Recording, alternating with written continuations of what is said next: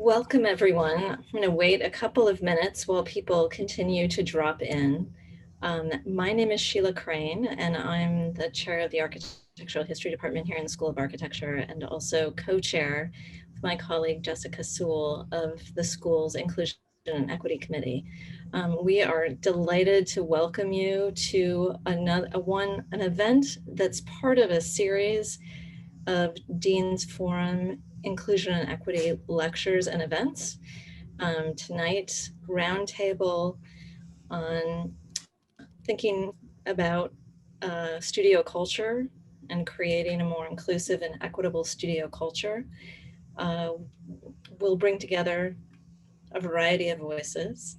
And I'm going to turn things over to my co-chair of the Inclusion and Equity Committee, Jessica Sewell, who is the ideal moderator to start us off for an evening thinking about issues of pedagogy and culture. Jessica is in the Department of Urban Environmental Planning, but she has a foot in my department in architectural history, also teaches in the American Studies program, and came to UVA from Jian Liverpool University, where she, among other things, was the head of the Department of Urban Planning and helped devise their Masters of Science in Urban Design. So questions of studio pedagogy and culture are all very much part of her remit. So welcome everyone, and we look forward to you really joining the conversation this evening. Thank you, Sheila. Sheila and I got the idea for this roundtable as we were talking within the Inclusion and Equity Committee, and the question of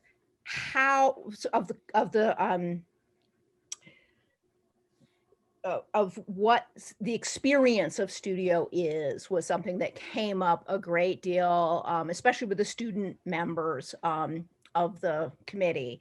And so we're really interested in trying to grapple with not just the question of what we teach, which we've been paying a lot of attention to, and I think everyone has, and it's really important, but also how we teach, right? And how we teach matters across the board, but it's particularly central in studio education, where it's sort of already defined by studio, right? It's already defined by a particular mode of teaching. And I think studio teaching is also particularly important. It's not just how we make students welcome within the classroom that helps make them welcome within the profession, but it also helps to model what an equitable workplace might be, right, in some ways, right? There's been some very strong arguments made that some of the ways that we organize studio have fed into the Me Too problems in architecture, for example. So we have a fabulous panel, which includes a planner, a landscape architect, and an architect, which is particularly wonderful for our school. So I'm going to do just a brief introduction to each person. Then each of our three panelists is going to speak briefly on this theme. And then Sheila and I may have some more sort of themes to bring in, or they may have questions for each other. And then we're going to open up the floor to be able to bring in all of you into this conversation, asking questions for our three panelists. So the first person who will speak is Marc Miller, and he's assistant professor of landscape architecture at Penn State's College of Arts and Architecture. His research examines technology, images, and people with two areas of interest. The first of these looks at how site conditions and other constraints are used to create design proposals, and how these processes can be simulated using computers to research and emulate historical design styles as ways of making landscapes and spaces. The second topic considers how landscape architects communicate their environmental concerns to people who do not understand the value of landscape architecture beyond parks, plazas, and gardens. And this work also challenges the methods used today to imagine landscapes by making images that more people can see. At the core of all of his research is the idea that landscape architecture, ideation, and practice must make a shift to look towards problem solving for the future instead of repeating design processes from the past in order to remain relevant. And he has a BFA from Binghamton University, my first teaching job, actually my second teaching job, an MArch from here from the University of Virginia, and an MLA from Cornell. So our second panelist is Lily Song, who is a lecturer in urban planning and design and a senior research associate with the Transforming Urban Transport Role of Political Leadership project at Harvard University Graduate School of Design. Her research focuses on the relationships between urban infrastructure and redevelopment initiatives, socio-spatial inequality, and race, class, and gender politics in American cities and other post-colonial contexts. It takes what are often depoliticized, technically formulated infrastructural issues, such as urban transport, food markets, and distribution systems, and building energy efficiency, and foreground social, political, and economic factors that fundamentally shape their planning and governance. Her work seeks to reveal dominant ideologies and logics of infrastructural development, formal and informal structures of decision-making, and racialized, classed, and gendered dimensions of provision, access, and contestation. And she holds a BA in ethnic studies and an MA in urban planning from the University of California, where I got my PhD, and a PhD in urban and regional planning from MIT. And then our third panelist is Peggy Deamer, who is Professor Emerita of Architecture at Yale University and is a principal in the firm of Deamer Architects, and before that, Deamer and Phillips Architects. She has a BA Arch from Cooper Union and a PhD from Princeton. And her work of her firm has appeared in a whole bunch of different wonderful magazines. And she's the author of several books, Architecture and Labor, editor of the Millennial House, Architecture and Capitalism, 1845 to the Present, and The Architect as Worker, Immaterial Labor, the Creative Class, and the Politics of Design. And she's, very importantly for us, especially, is a founding member of the Architecture Lobby, which is a group advocating for the value of architecture, design, and labor. And her current research explores the relationship between subjectivity, design, and labor in the current economy. So I'm very excited to hear what our three panelists have to say about the ways to their ways of teaching studio and how to think about how to make an inclusive and equitable studio context. So Marc. Hi folks, Jessica, Sheila, thank you for the invitation. It's always good to be back on grounds, whether it be there physically or virtually. So it's an honor to have been invited to speak and to chat. I want to organize or talk about studio culture underneath a few broad umbrellas about how we approach these issues of diversity, inclusion, or diversity, equity, inclusion, how we begin to create behavioral patterns and practices, and then just sort of what I'm trying to do with those things. And you'll have to bear with me, I'm not going to use slides. I usually have slides to organize my thoughts as much as to orient y'all, but Zoom PowerPoint overload has hit me today, so you'll please have to bear with me. But to get to the point to think about how we start to begin this, I think there's a really important need to think about what we're doing, both as sort of these ritual acts and behaviors, and also with a deep dive. And at the one extent of those ritual activities that we go through of updating the syllabus or responding to the need to put a piece of boilerplate information in the syllabus in order to fulfill a obligation to the university. These are things we need to look at critically and understand what the implications are. So for example, where you put your diversity, equity, inclusion statement is very important, right? If it's buried in the back of the syllabus or of that form piece, it says one thing. If it's the very first thing or the very second thing, it says something very different to the students. It sets a standard and tone and allows you to speak to that tolerance right off the bat, because we know that in all honesty, they're only going to get so far into the syllabus, particularly into those initial portions, before they tune out. So to set that baseline, or not even a baseline, to set that bar right off the bat becomes a very, very important part of studio activity. But it doesn't end there. It also goes into these deeper notions about how you begin to present yourself and how you talk about where you are, the place you're in. For example, I'm speaking to you from the lands of the Cayuga Nation, and understanding that as a place and expanding that role to both diversify and complicate and contextualize where they're learning and what they're learning becomes a very important thing to create other opportunities about diversity and in their thinking and their logic. Going beyond that, there's a way of thinking before and after as well.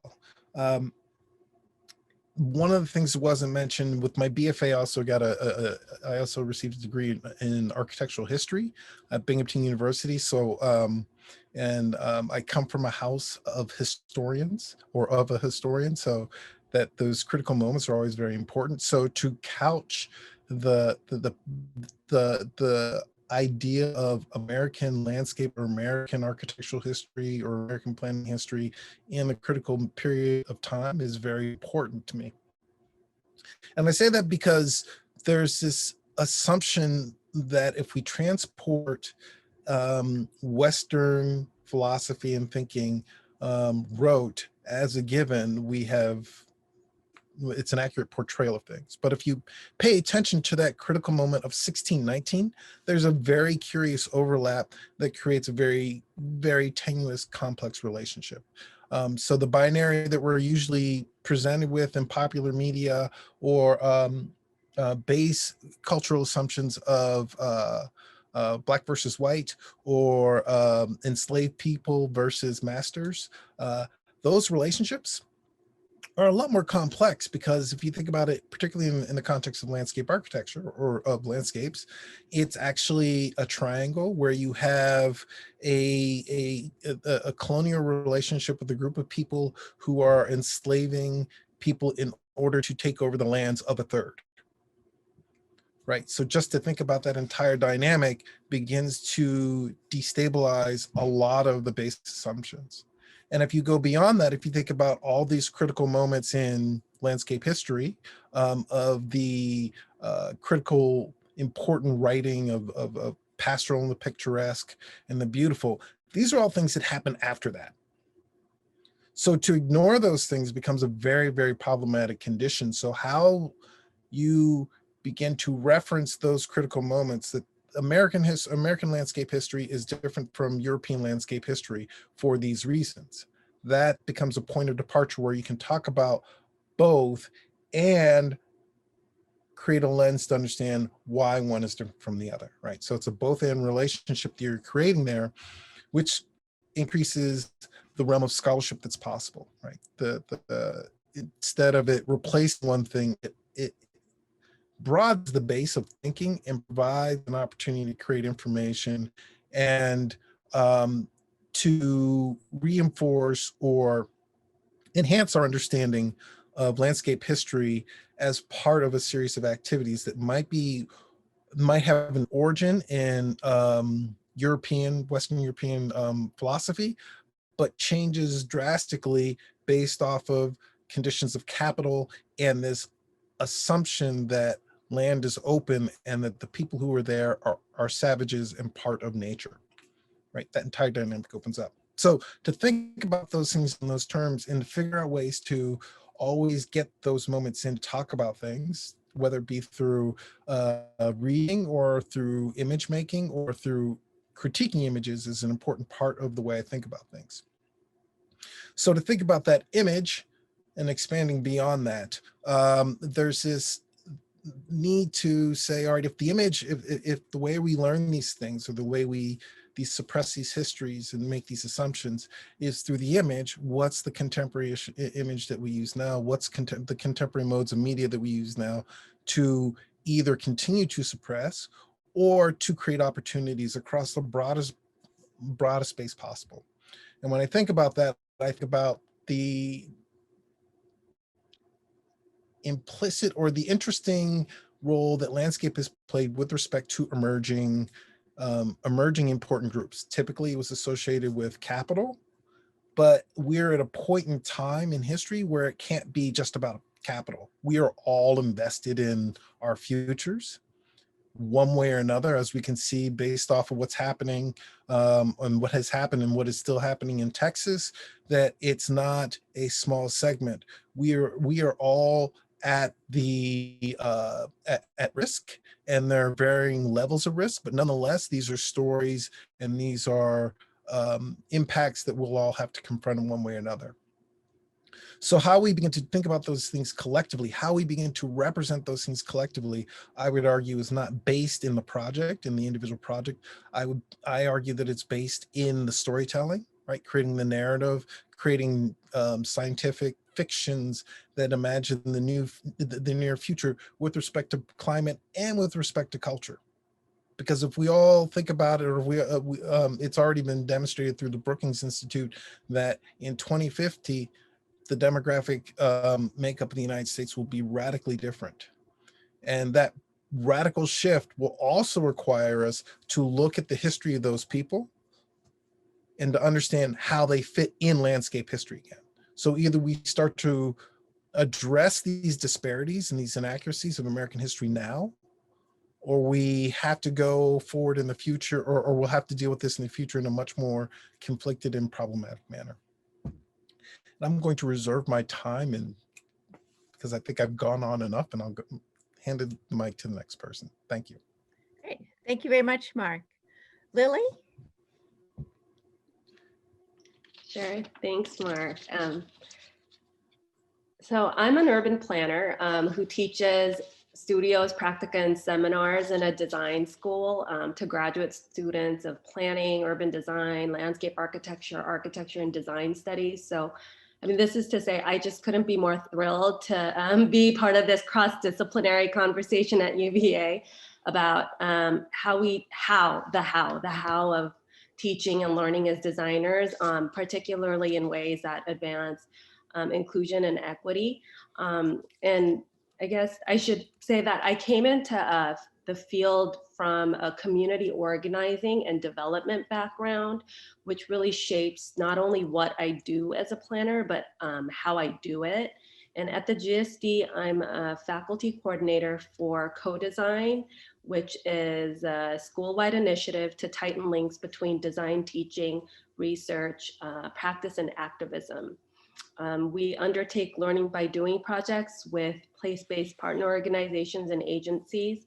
And we also create spaces for reflection and debate on engaged design and planning. And of course, I realize I'm saying this to an audience at UVA, which has an amazing community design center. So this is all in the making at the moment.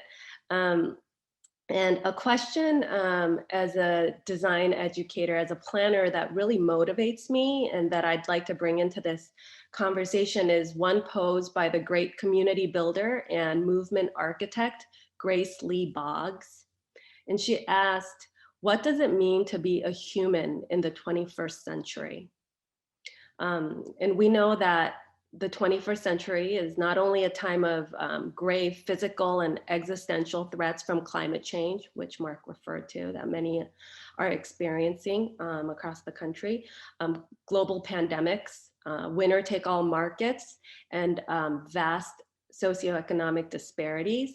But you know, in the 21st century, we also have movements for Black lives, for queer liberation, climate justice, regenerative commons, and so much more.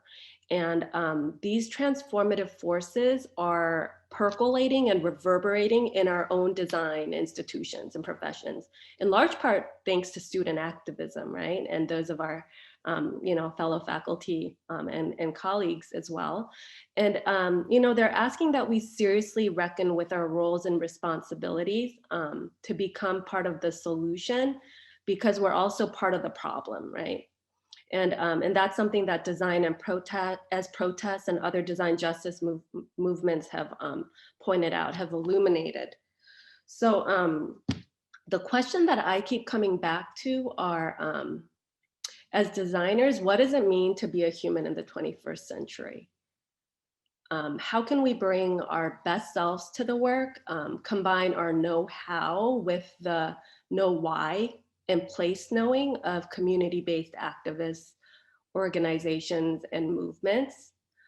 How do we shift design methods and practices to align with these existing efforts to decolonize, to decommodify, and demilitarize, that is to humanize the built environment and social relations? You can see in my problem framing, as designing with, not just designing for, and designing to humanize the built environment and social relations, that I'm really advocating for a relational and contextual design approach that's embedded in place-based activism and leadership. This is about studio today. We know that studio is a core curricular component. It's both the problem and the solution in a lot of ways. It's a key interface for learning by doing and professional socialization.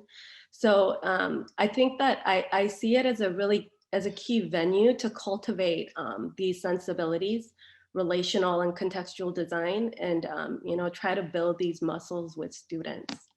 I'm going to share a tool, but before I do, I'll say that it's called Design Studio First Aid Kit. It's a tool that we developed at Co-Design.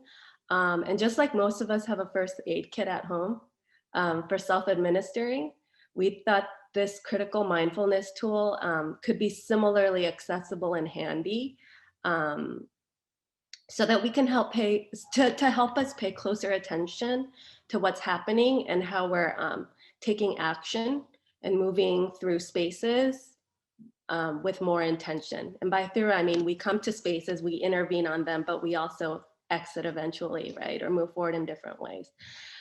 So it's structured around 6 W's. Here, I think this is where I should share my screen.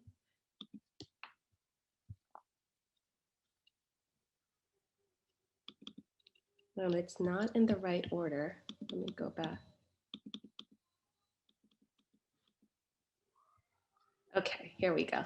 So it's structured around 6 questions, 6 W's, the who, what, here, when, where, why, and how. And all of these are, as we know, questioning words that cannot be answered with a simple yes or no. So who are you, and whose interests are you serving? Some of our taken for granted assumptions as designers have to do with users of space. By the way, what I'm saying does not correspond neatly with what is on this page. But I'm just generally talking about the who, which is that Audre Lorde referred to the mythical norm, in American society as white, male, straight, Christian, financially secure, healthy, young. And that designers often sort of uphold that mythical norm, right, when we think of users. And, I bet if we did a survey of everybody who's on this Zoom right now, that group doesn't actually add up to the majority. So then alternatively, how do we design in ways that uphold the spatial needs, imaginaries, and demands of the majority of the population, what we're trying to, support here is designing for those who suffer multiple oppressions, so that we're designing with a much fuller body of needs and people in mind. I'll kind of take you through without stopping for too long in the interest of time, but what is about, what are contributions intended and unintended? When, is about temporality. Where, really situating the place, understanding uneven geographies of investment and disinvestment. Why? This part is more geared toward instructors. So why are we offering studios? What are our reasons? Sometimes there's unstated ones as well. And then the how. How does the design studio uphold dignity and wellness? So, and these are available for download on the GSD Co-Design website, and I could chat that shortly. I'm not quite nimble as being able to do the Zoom, the presentation, and the chat. So I'll stop sharing for now and say that, so as a whole, the tool's trying to push designers to be less atomized and siloed and more attentive to positionality. Biases and blind spots that we carry, especially when we have privileges that allow us to live with those biases and blind spots. Temporality, as I mentioned, politics of place, and teaching and design ethics. And in some ways, the Design Studio First Aid Kit pushes against assumptions of studio as a preparatory space, for skills building and design experimentation. And I think sometimes, we approach studio as places to sort of practice free from real world constraints and circumstances. Of course, we know that anything that actually gets built or done cannot be done without relationships or context. So by delaying that, it feels like we're really doing students and our professions a disservice. So just a plug for critical mindfulness, in studio settings.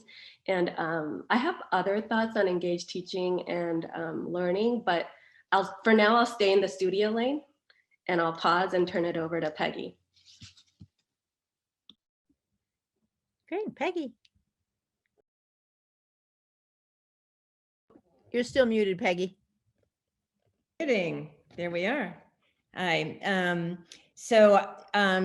Thank you, Jessica and Sheila, for creating this forum, and I'm very privileged to be a part of this conversation with Marc and Lily, and really appreciate what they've said, which maybe covers a lot of what I'm saying too. But I know that in some way we're supposed to be concentrating on studio, but I found it somewhat hard to concentrate on studio without thinking about the larger educational framework. So in some way, I'll be going into that, particularly, thinking about, what a diverse student is and what prevents us from being accommodating to that. But, just to say bluntly, what I think we want is a less elitist institution. And so a lot of my remarks are about how a less elitist discipline will invite diversity at many levels. And, one is certainly where elitism and trying to get rid of elitism has to do with who gets interested in architecture, how architecture is presented in the world, and hence who's attracted to do it, who gets into the architecture schools, who we understand architects serve, and who can afford to do architecture as a job or a career. So all of those issues are at play with kind of dethroning the elitism that we associate with architecture. So basically, I think there are basically 4 things that we need to change in order to overcome elitism and who elitism excludes. And so maybe the first slide. So the first is change the content of studio. And next slide. So underneath this, first would be changing the content of the program. And very much like Marc is suggesting with narrative, for me, I would suggest that we don't design objects, we design scenarios. And so what we're doing when a site is chosen, when a program is chosen, to ask the students to think about what scenarios are enacted, what players, what places, what procurements, what's involved in that particular condition. And part of what we're talking about here is to get the students to see that what they're doing is not neutral. I think you can approach a library program as neutral without having a stake in it, but the scenario is meant to indicate that you really are, as a student, trying to think through what cultural, social, environmental conditions you're actually happy to enact, and how you're going to do that. And then, of course, part of this is also that that things that we don't normally include in studio, which is kind of aesthetically formally based, has to do with the theory, the history, the material background, the labor, all of these things that both Lily and Marc have said really is the contextualization of what's at stake here. So next slide. So the second part of changing the content of studio is changing the content of the deliverables.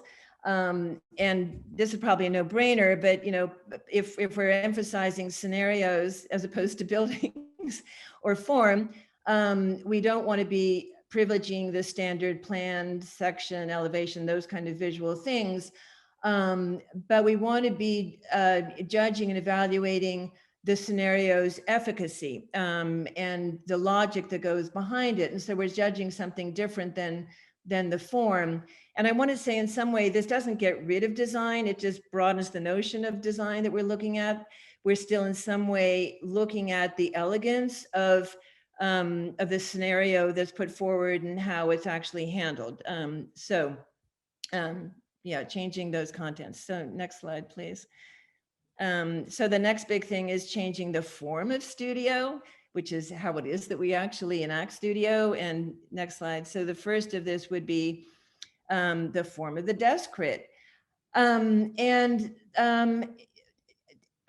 what I'm going to be saying here is really controversial, but I think one of the things that we enjoy as studio critics, but I think is problematic, is the intimacy of the one-on-one desk crit.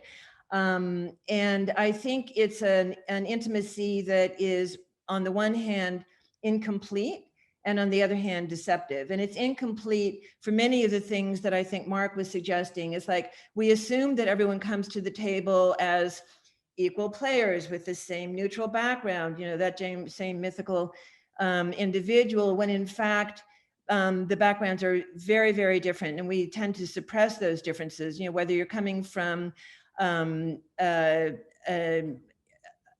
Native American context, or whether you're coming from a inner city context, all of those things are masked over in the supposed intimacy we have in our normal conversations.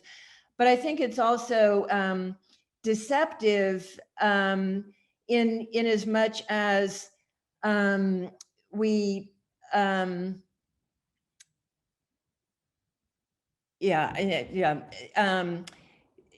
maybe I'm talking about this, but the intimacy also creates a certain dynamic between gender and class, certain assumptions, and those go unspoken, but I think they come with kind of traditional ideas of male, female, power, unpowered, dropping the, holding wisdom, absorbing wisdom, all of those different things are deceptive about the intimacy because they really come with power relationships that we're not acknowledging. So next, please. And so then also change the form of reviews. This one is probably obvious, but if we're, the kind of reviewer expert with back to the students thing obviously needs to change, because it's not only that is a very clear demarcation of power relationships that we don't want to believe in, but it also in some way doesn't attend to students' needs. So from the viewer's point of view, we don't want to be the experts, ignoring the students. But from the student's point of view, one also wants to think about not necessarily shining according to your final product, but shining in terms of how it is that you can hold a conversation that includes your fellow students and makes it a kind of community discussion. And that's up to the students as much as the faculty. So next, please. So change the players. This also is part of the problem. Next, please. Change who we're considering to be the experts, and this is not only who's teaching versus who's not teaching, but broadening the sense of not the sense of teaching, physically who is teaching. Clearly that has to be a much more diverse population than we generally have. But I would also say it needs to be more diverse in terms of who we consider to be important within the architectural institution, whether community, clients, banks, engineers, fabricators. I really do think of architecture as something that brings together different levels of expertise and important viewpoints. So those players need to be hugely broadened. Next, please. And then the students, when we're changing the players, clearly we want a student body that doesn't cater to that normal elite, that is racially, gendered and class diverse. And how we do that goes on to the next things, which is my final fourth, change the institutions. Certainly, next please, changing the governing bodies, which we could say change NAAB, so that it doesn't merely judge in terms of evaluating an architecture program, the outcomes and what is learned, but as I think both Lily and Marc have indicated, how the education is delivered, that should be part of the criteria. Change NCARB so that it doesn't define the profession so narrowly, where that narrowness is really a prescription for the elitism that we're talking about. And then changing the educational bodies, that really has to do with how do we make education more affordable? Bottom line, I think we're going to have our hard time making the architecture institutions and players more diverse and equitable as long as education is as expensive it is, which means that we need to begin to think about things that are make architecture more affordable. And part of that is dismantling that one-on-one intimacy that makes architecture education probably more expensive than any other program or discipline within the university. I know that's true at Yale. How it is that we think about teaching more in a group fashion. I can talk about my experience here in Auckland where they hot desk and then teach differently, but also Zoom learning. I do think that in some way we've learned something about Zoom learning that really works and might be part of the new formula. So anyway, I've probably gone on too long. So thank you.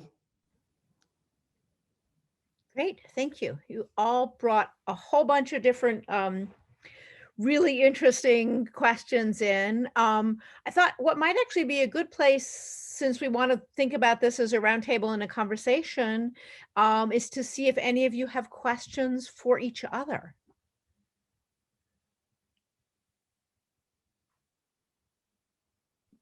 I have a question for Peggy. I'm wondering if so with the desk crits, right? I agree that it can really reinforce power dynamics in problematic ways. And the experiences are often very intense for students as well as, the instructor sometimes. But I wonder if you see any sort of upsides to that and ways to perhaps shift the desk crit to still maintain the positives, or if there's other formats. So, I mean, the way I see it, the dialogic aspect of really having a conversation, the questions, the back and forth, are there other ways to do that, for example? Yeah, I mean, again, kind of thinking about teaching here in New Zealand where they hot desk and people don't have their desk. And so you don't go from private desk to private desk, for that kind of one-on-one conversation. but students tend to sit around a table and listen to how you discuss a student's project. So there's not that kind of intimacy, but also the conversation that you're having, even though it's paying attention to a specific student, has the opportunity for other people to participate in that discussion or learn from that discussion. So that's one. But, you know, I also feel like I've learned from the Zoom experience, which I think really does democratize many things. We're all squares. Someone's not the one that everyone's waiting to hear from. I think there's something less threatening about what it is you're going to show. It's less monumental. And I think that lack of monumentality is maybe part of, we're all just talking. I may not know all my stuff, but I do want to talk about this that I think is different than the kind of hotbed of that one-on-one discussion.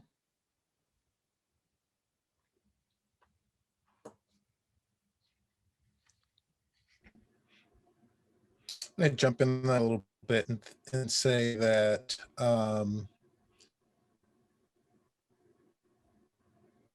the days of students listening over the shoulder of other, while their classmates are getting critiques, has kind of gone away thanks to headphones and screens and all these other things, right? It is what it is. So yeah, it's really important to figure out these ways to get them to talk amongst one another and to create these accidents where they end up teaching themselves. And that's either through the platform of physical space or just the content that you're teaching them, or what you're using to teach them becomes a really important thing as well.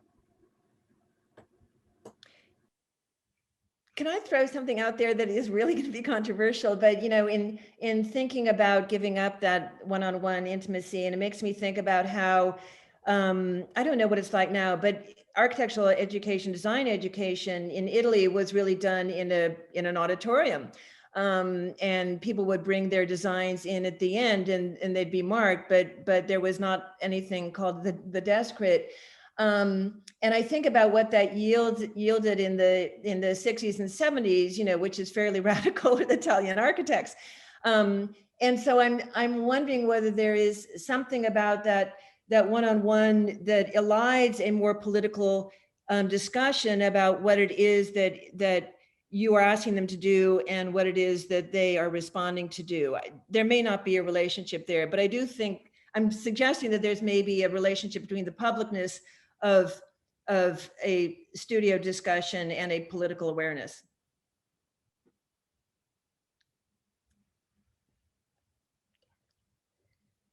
Right, we had one question in the chat from Danielle Wilkins, who asked, how do you see online learning as a way to level the playing field? In several instances over the last year, we've seen this only grow the digital divide through internet access, speed, bandwidth, and access to dedicated space and tools. So did you have, like, I guess, so she's sort of partly pointing out some of the ways in which online education has made things less equitable, and interested in, Peggy, part of what you've been arguing about it making things more equitable. I'll respond to that. I really see that point of view as well. I found that like right now, for example, with the winter storms in Texas, students who are having trouble, you know, with the circumstances, cannot log on, they cannot participate. They're struggling. And I think extreme weather events, the pandemic, these reveal existing sort of conditions.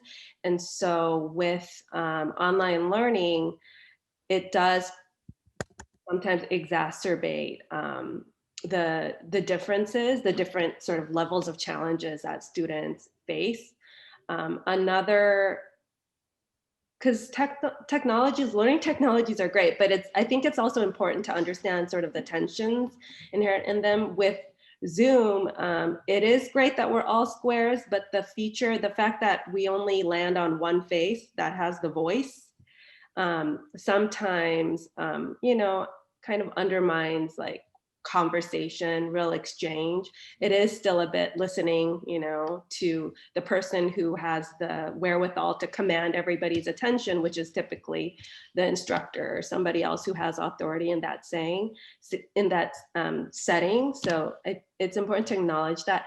At the same time, I think there's opportunities to do more sort of collaborative teaching and learning arrangements. So to give you an example, and this is very much a work in progress and not something that I'm holding up as an example or a paradigm, but a course that I'm teaching this semester, it's called Black Belt Study for the Green New Deal. And it's actually more of a practica, it's a project-based course, and it's sistered with a community designer and design activist in the Georgia Black Belt. She works in the Black Belt. Her name is Unica Rogers-Sip, and she's the founder and director of the Destination Design School, which has a design curriculum for young people. She calls them youth elders, and they're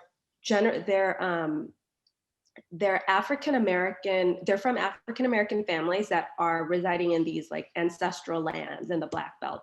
And because of Zoom, we're able to build teams between the course participants, which are graduate students, and the youth elders and they're going to range, and we're just starting this now, but we're going to team them so that they're doing story maps, like data narratives together. They're going to do stakeholder power analysis together, as well as future histories. So incorporating sort of Afro-futuring techniques and creating videos and comics. Well, these are options. They get to choose whether it's a video or a comic or something, but this is something that we wouldn't be able to do if we didn't have these online platforms. Well, not with like excessive cost, right? Of everybody being in the same place repeatedly. Definitely does, I think, allow for broader participation. I think it's also allowed participation for people who are disabled in various ways. There's a lot of people who haven't had access and now have access because they can have closed captioning, because they can be in a place where they're safe and not have to go into a place that causes them physical difficulty. So there are some ways, and definitely the ability to work across space, I think, is a really interesting addition.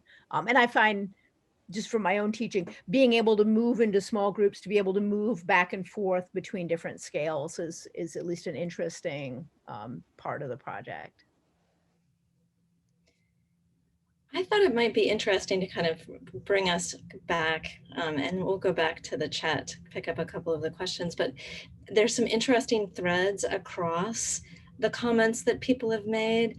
And I wanted to kind of go back to Peggy's observation about the content of the deliverables and sort of thinking about the challenges of the image and visualization, and to kind of think about that thread in relationship to the kind of call for storytelling that Marc was offering, in that had also an echo in thinking about the shaping of scenarios rather than solutions, and the kind of strategies of Afrofuturism that you were just talking about, Lily. I'd love to kind of hear the three of you follow up a little bit on those threads between narrative and image and their role in the work and the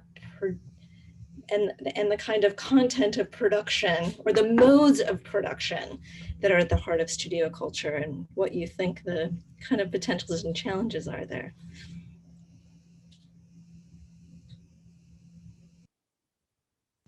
Marc, you go. Well, okay, so I have increasingly felt that it's not that the drawing conventions that we rely upon, plan, section, perspective, et cetera, are not as effective as they need to be in order to really imagine futures, right? So I think about things in terms of the image that everyone can perceive, and think about as a process of world building, right? To use a phrase from a number of writers, one of my favorites being N.K. Jemisin, the process of actually creating a world with a series of assumptions and layers and depth and behavior, and thinking about it in those terms instead of here's my plan, here's my section, here's my elevation. What are the mannerisms that you anticipate coming out of that future? So the speculation is something that allows students to imagine what their futures are, and it gives them agency. So I always start by professing that I'm the old man in the room and that I need to get out of their way, and I need to use mediums that they're really familiar with. And those mediums and those cultural touch points, especially now, are based in screens like the ones we're looking at, and screens like this, right? These tiny little things that have a lot of motion and media on them. It's a really different world, and it doesn't privilege your drawing in the same way. So that's been the shift for me, away from the older way, or the old-fashioned way of doing things.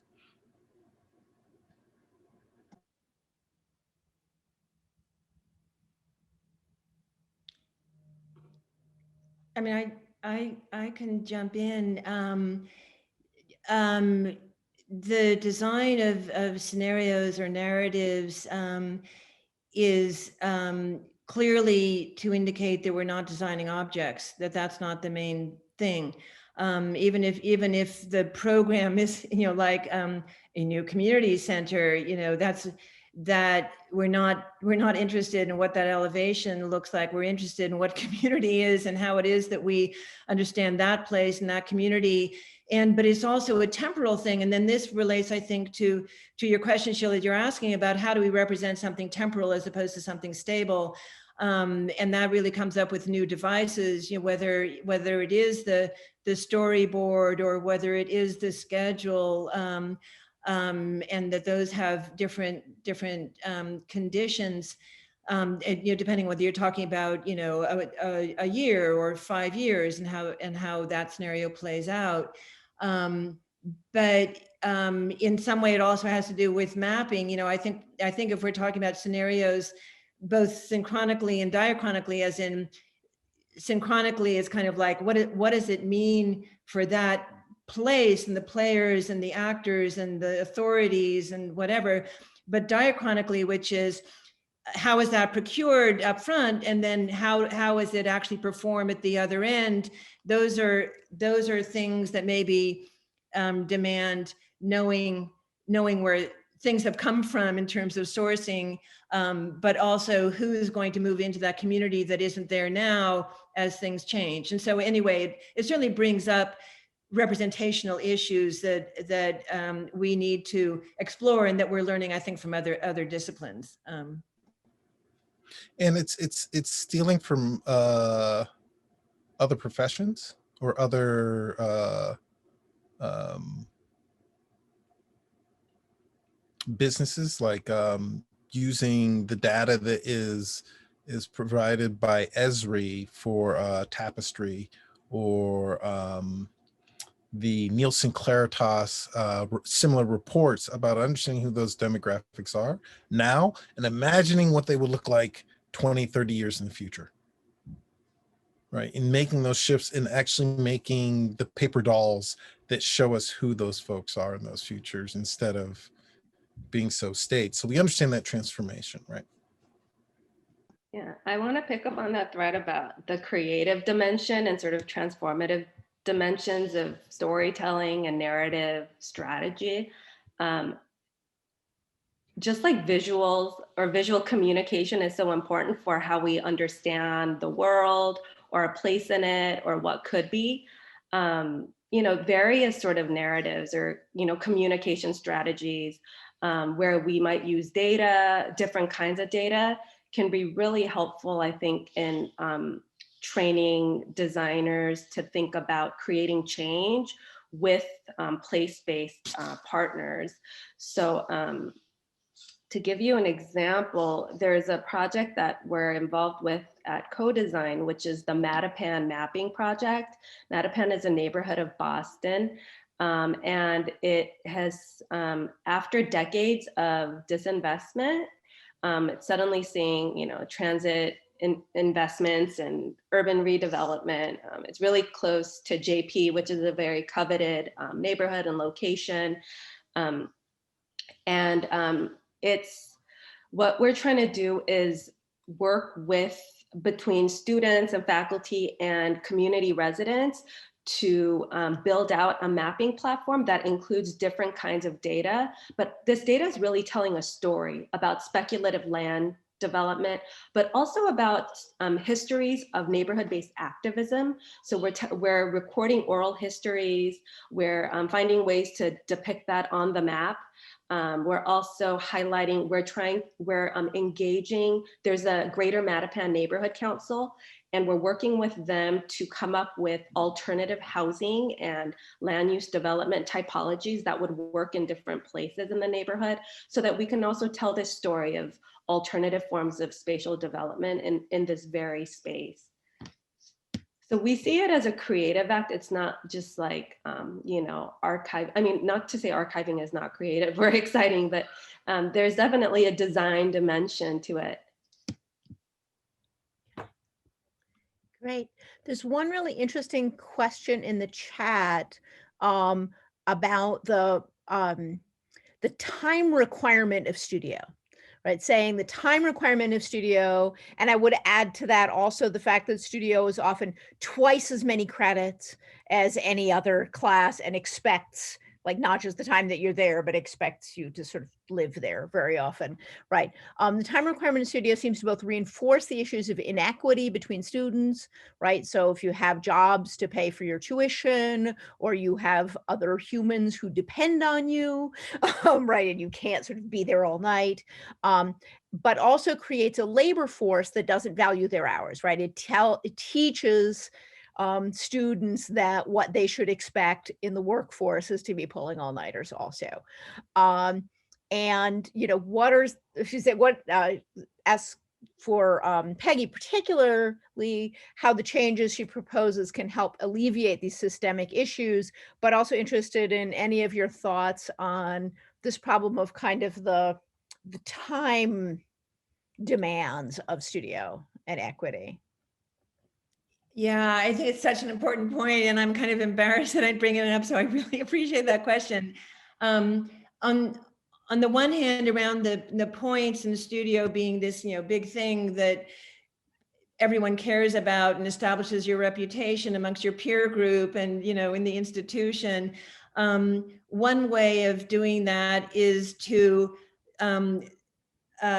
think about gathering everything else, the history theory, the structures, the fabrication, into studio. So the studio is not about design. And so when it has all of that stuff, it's not just about design. It truly deserves those 9 hours or whatever, or it gets dispersed, that it becomes 3 hours and then it's, like everything else, but then it's up to the program, that year's program, or, the larger schools program, to make sure that those 5 different 3-point things or 6 different 3-point things integrate, so that the student isn't being jerked around, from one demand that has nothing to do with the other one, but, to make a theme that makes that equalizing still come together in a synthesizable manner.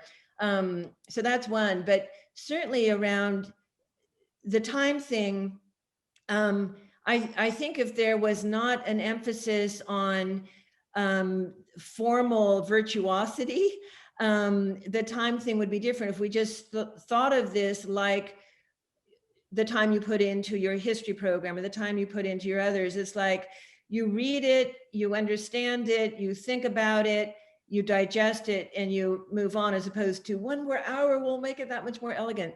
But one way or the other, one needs to make sure that you're keeping track of your hours as a student in terms of how much you're putting in, so that right from the word go, you understand that this is not fungible labor.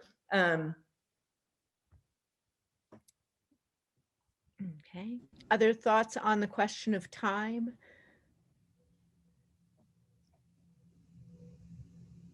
Yeah, I think the time question is related to values in some ways and standards of how we assess what is a good studio project or output, like quantity, right? So we expect to see so much output oftentimes, and I wonder if shifting those standards, the culture could,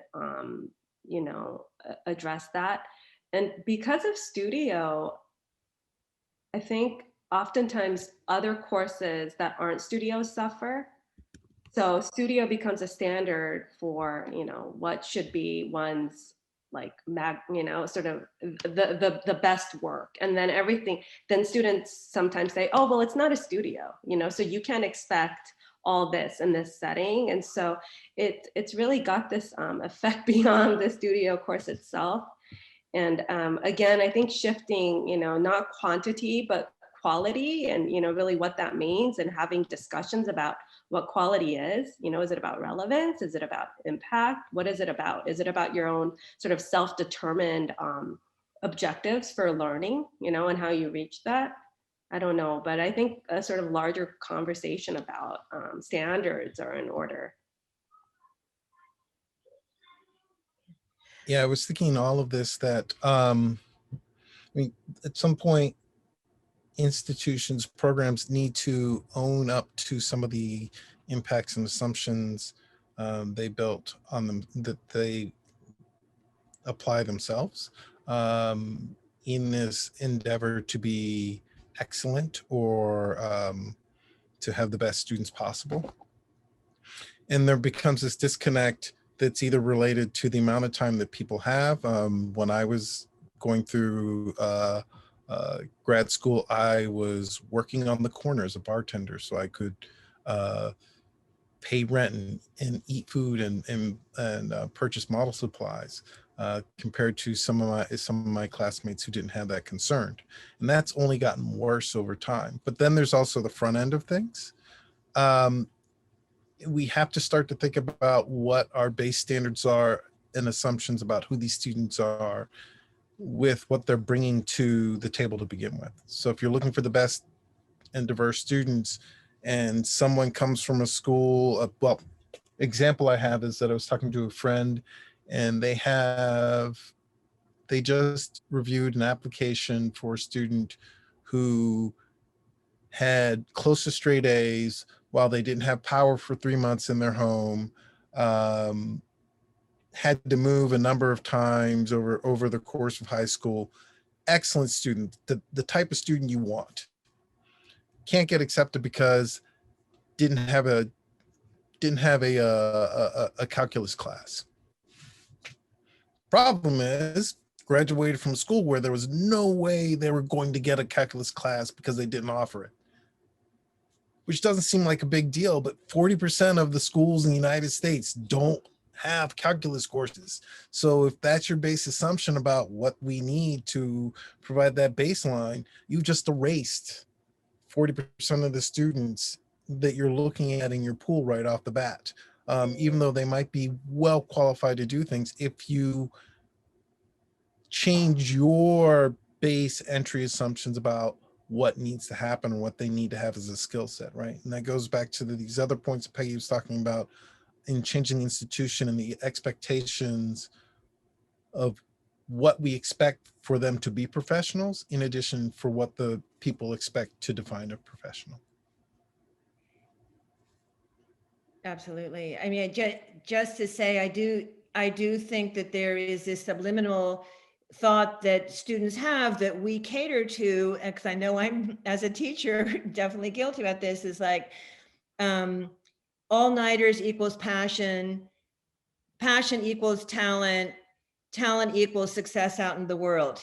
So it begins with, I'm more dedicated than you because I did 3 all-nighters for this thing, and then it goes on from there, and it deals with a totally false narrative that matters out in the world, and really doesn't matter out in the world. But also, I mean, the difference between teaching at Yale and teaching here in Auckland, where all the students work, they have to work. And when you say build a model, and the first thing they'll say is, I don't have any more money for the supplies, you're in a context that is real world, that I feel like in elite institutions we can totally ignore, and that's a problem.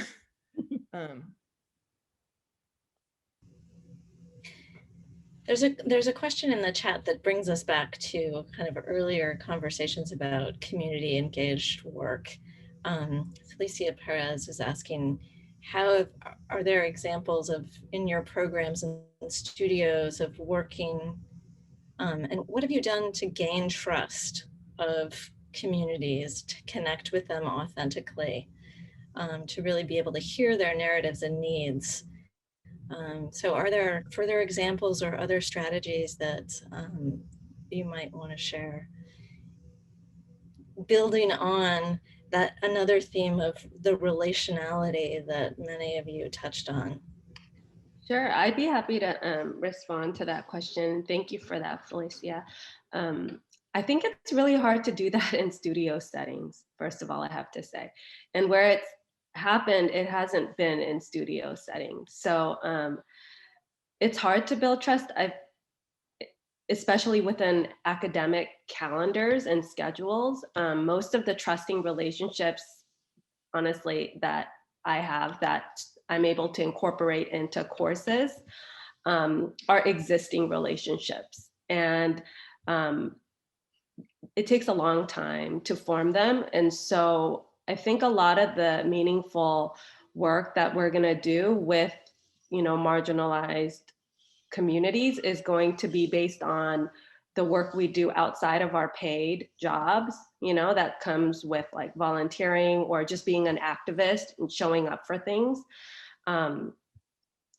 And, it's just to be honest and open about that, it's not going to be something that we're necessarily paid for. And the relationship building really does matter. I'll give you an example that I'm experiencing right now.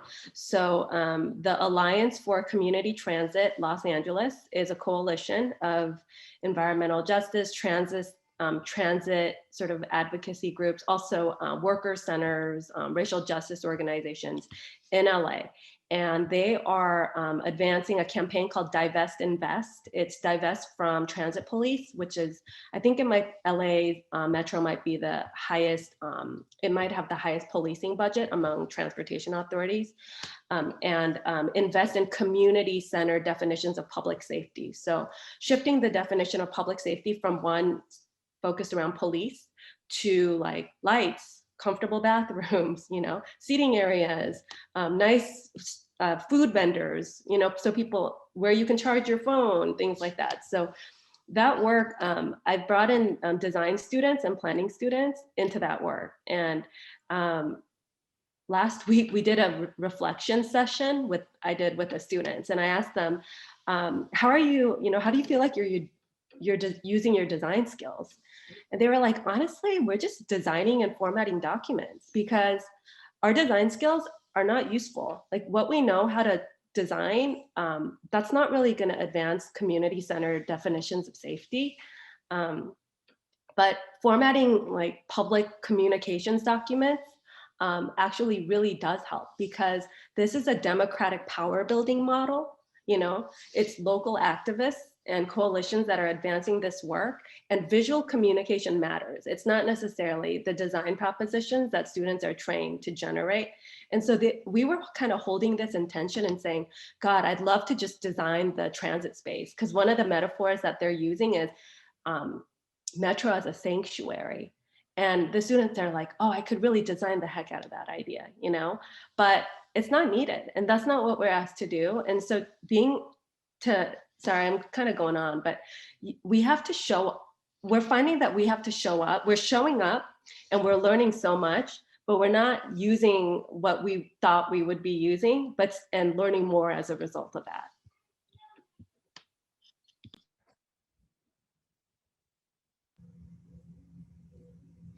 There are a couple of questions that have come up in the chat that are about the role of the critic as a kind of embedded part of studio training, and whether that it continues to be a useful skill for students to hone, whether it is a way of making architects become more competitive by leveraging that kind of critical language.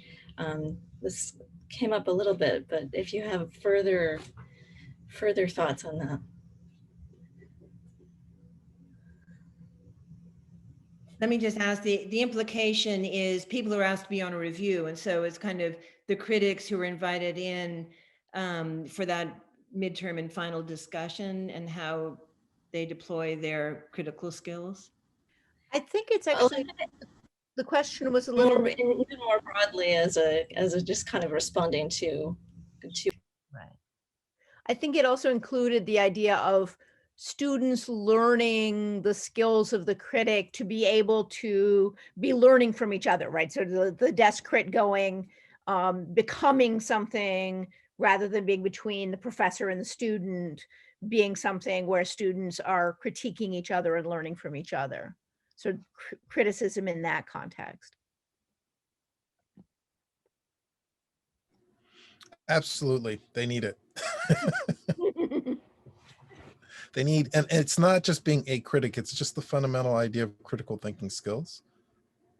To be able to say, this is something that is right for me, this is something that is not right for me, or to say, I have a really cool degree, but I'm not going to use it the way everyone thinks I should because I have a different tool here, right? This is something that needs to be, or at least I would say needs to be supported in programs. So you're not producing employees or labor for in a pipeline, right? That popular phrase, but instead you're producing people who can actually serve as leaders in a whole range and wealth of methods and manners based off of the skills that they've learned and the way of thinking that design brings to the table. I completely agree. And just to say, I went to do a PhD because pretty soon after I graduated from Cooper Union, I started teaching at the University of Kentucky. And I remember, being on crits with fellow faculty members and thinking like, where did you come off to be able to say that? That, like, I never heard that. And so part of that was a realization about how narrow my education had been and how important it was to hear other people. But it really did make me think, how is it that we say the things that we say? Because we have big implications for students' lives and saying this is right and that's wrong. And basically what I learned in my PhD is there's no right and wrong, but the more you can be aware of the framework by which you are making your opinions, the better. And that is what we want students to see in us, and that's what we want them to learn. And it's very important. I really appreciate these points. With crits, with reviews, like final reviews and things, I think there's sometimes a trade-off between that sort of, I don't know, performative, like, space where, the students are presenting and the critics are there in the front and they're all wearing like amazing outfits and, it's the ceremony. And then the students often are in a position where they just receive critique and then cannot respond. And it's such a missed opportunity because sometimes each sort of utterance, could generate a lot of reflection and learning through conversation. And so, something I co-teach the core planning studio in the first semester to master urban planning students. And we've been scheduling final reviews, in 4 rooms so that each room has fewer critics, and the scheduling is more spacious. So there's more back and forth with the students and the critics. And it seems like even if the student is silent sometimes, just giving the space to think through and respond is helpful for the learning. And also just learning by way of conversation, because that's kind of how we learn and exceed our own assumptions. And, so I actually like final reviews and crits and learn so much, like Peggy just said, from people who come and say brilliant things that never, occurred to me, even like teaching a course for a whole semester. And I'm just wondering, how do we maximize the best parts of that, but still create more room for, learning and messing up and just having like messy conversations too. I wanted to bring in one last question that was asking about accreditation standards as an obstacle to the inclusion of students with diverse learning styles and cultural experiences. And I thought this also connected up, Lily, to your talking about your students working with a community group. And, you may be going in and, okay, these are the learning outcomes I need to make sure that this class has. And those learning outcomes, right, those particular kinds of designs and drawings don't match what the community needs, right? Like there's that kind of mismatch, and that we have this kind of, both the curriculum for the entire program in which certain things need to happen in certain classes at certain times, and the way that that's being structured by accreditation. So I wondered if you guys had any thoughts about those questions. I think, Peggy, you kind of were pointing at them some in your presentation. Yeah, I mean, in suggesting that maybe an NAAB judges how it is that we're delivering an education and not just what we've learned and whether we cover those things we've learned. In many ways, it goes back to Marc's first point when he's just saying, put up front the rules for how you are supporting diversity and inclusion, and that could, that isn't just within your class syllabus or within the school, but at the level of NAB. I know that somewhere in NAB it says, you have to look out for the health of your students, but no one's monitoring that, and if things like that were foregrounded in addition to, is there evidence about how you have, I would say, engage the community in which your school is in. I mean, that's an easy one to just say, are you in a reality on the ground and letting the students, engage with the real life politics of town gown and that stuff. Those are the types of things that would really change from the institutional level to the education.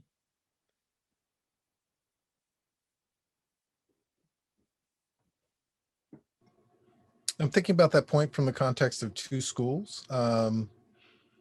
Thinking about the relationship between Cornell University, Ithaca College, and Ithaca, New York, and the ongoing relationship there, where there is a little bit of pushback, particularly with the issue of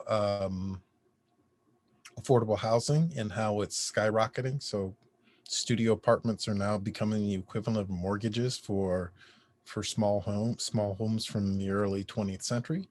And the other place I'm thinking about where I teach, State College, where that town gown doesn't exist as much. There's just an acceptance of the university being the thing and being the tradition and the anchor for everything that happens.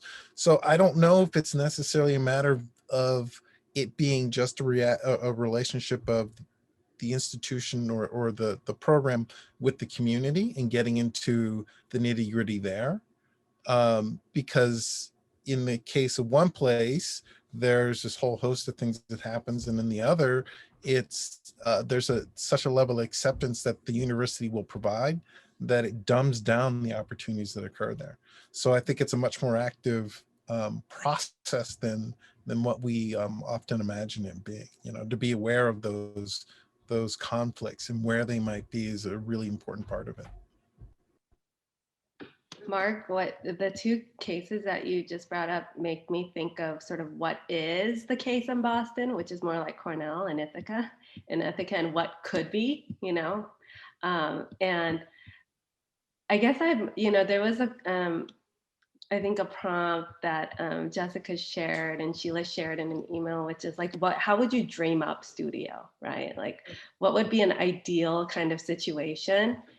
And I don't know, you know, but something I do know is that having these sustained partnerships, you know, that are between design schools, you know, and universities more broadly, and place-based organizations. So really having studios or courses that are repeated, that build on long-standing relationships of trust. And I think for me, most important is opening up outreach and admission to young people in communities. And really, you know, oftentimes we do DEI,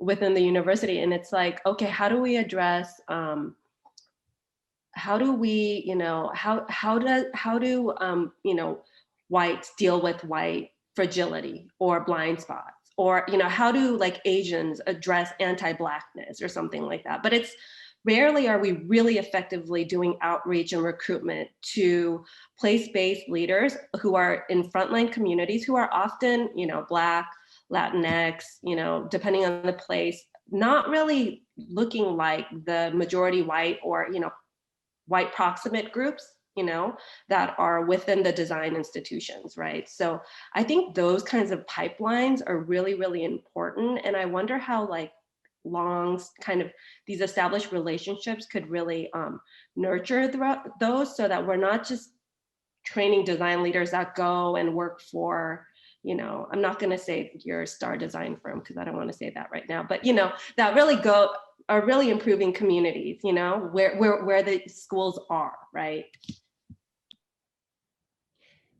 But that's the value of storytelling, isn't it? I mean, to sit down with the community and say, these are your choices, and what, if you think about design or being a designer or a facilitator for the future as being something where you're saying, choose your adventure, introducing these options to that group and saying, if you engage in this profession, you will have a voice and you'll have a choice. That's one of those moments. But to say directly, oh, you should become a landscape architect or an architect or a planner because, and to compare to these other professions, doesn't have that gravity because there's no immediate clear relevance, right? So to really, you have to put some context and some weight behind what you're saying so that the community's behind it in addition to that individual's. I agree with all that. And I'm going to throw out another deeply unpopular thought, that it's not just the community that you're in that should become part of the reality of your education, but the academic community. I mean, I've wondered whether it's problematic in our competitive world that all the architecture schools are competing for the same students around the same thing. We innovate, we're socially concerned, we have new technology, we have the best, you know, laser cutters, you know, we're all saying the same thing, socially relevant, innovative, blah, blah, blah. But, you know, it might really be the case that some schools can take advantage of their law school and really integrate their studio architecture program with legal expertise, and others are in areas where, you know, the environmental / logging industry, you know, is part of the economy. And so one actually thinks about architecture in relationship to that particular expertise, or another is really very much based in, you know, a place where native land and original decolonization happen, and they can do that.